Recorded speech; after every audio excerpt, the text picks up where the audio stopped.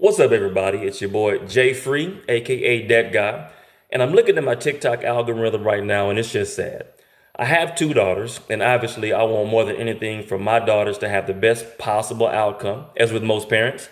But the advice you ladies are being given, and I'm only talking about the ladies who actually want a man and a family and a lifelong reward in marriage. I'm only referring to you ladies. This isn't you, I promise. You don't need any of my help, and I'm only going to frustrate and annoy you. But for those other ladies, it seems like you don't realize that the advice that you're getting is exactly what you need to know in order to make your life as difficult as possible, especially when it comes to trying to find a boyfriend, a fiance, and a husband. Some of you are being told that a man should never ever come first. He should never be put over you. But at the same time, you're expecting that man to do that very same thing to you. You're basically being taught that a man is nothing more than an ATM, and it's okay to disrespect him or even look at him as the enemy. You have this mindset, but you also want a lifelong partner, and you haven't realized that these two ingredients don't go together. So, what I want to do is help you ladies because I want you all to win. I want you guys to have exactly what it is you want. And I don't care about a man being right or a woman being right or wrong. None of that really matters to me. I always tell my girls, don't tell me what should happen. Tell me what exactly happened, and then I'll tell you how to properly respond because reality is how you get what you want. So let's jump into it. With so many options to pick from, let's start relatively close to the beginning with how you ladies are picking your men. See, you ladies are being told that you should require a man to have everything together. He needs to be making a certain amount of money. He needs to be in a certain type of shape. He needs to have a certain type of living arrangement. And depending on who you are, the list could be a lot longer. Now, while you're on the hunt for this man, you're also dating or engaging with other individuals that you wouldn't even consider getting into a relationship with. You're actually being told that this is a good idea because you want to find out who you are before you find the man of your dreams. Or if you don't do this casual dating, then you're going to miss out on something. Or how will you know what you like and what you don't like if you don't do this casual dating? But again, at the same time that you have a standard for the man you want, and you actually want to get in a relationship with, you're doing these practices, yet when you get the opportunity to get with a man that you think qualifies for you, it starts to become more difficult than expected. He's always got something to say, or you're doing more arguing than you think you should be doing, or you feel like he's trying to be controlling or manipulative and you don't understand why.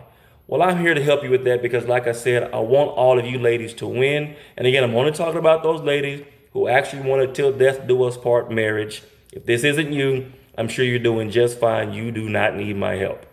So it's really simple. You're not asking yourself, what is the man that I want going to want from me? You're telling yourself that the man that I want is going to accept me for who I am. So that literally means that the man that has checked off all the qualifications on your list is going to accept you and everything that comes with you just as you are. Now, although that sounds amazing, it's not realistic. There's really only a few things that are standard between what a man wants and what a woman wants. And it's typically going to be the opposite of each other, which is going to be a running theme with these videos. You're going to come to realize that men and women are not equal, yet we're equally important. We are each other's counterpart in almost every way. So what's of utmost importance to you is something that we're either indifferent about or feel the opposite. And vice versa. What's of utmost important to me is something that you're probably indifferent about or feel the exact opposite. So that concept never really fails. The reason that you're having the majority of the problems in this situation is because you're doing the interview process backwards. Now, whether you like it or not, men and women view sex differently. For men, it has to be given to us. We cannot take it. And if we try to take it, well, there's a rabbit hole I'm not going to go down. But spoiler alert, whether aggressively or passive aggressively, What we're after is your treasure. And unfortunately, a lot of you ladies give up your treasure long before knowing if this individual even qualifies for your treasure.